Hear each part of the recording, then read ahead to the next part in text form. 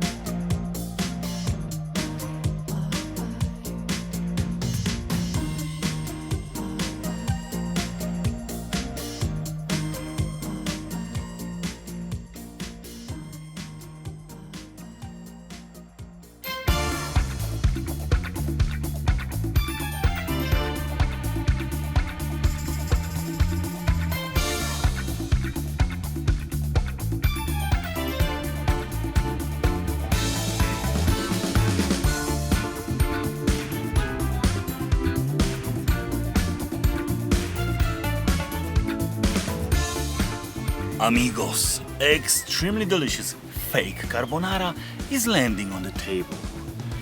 Bon appetit! Bon appetit very much!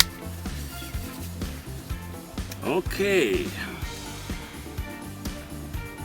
Spaghetti as usual is very welcome in this office.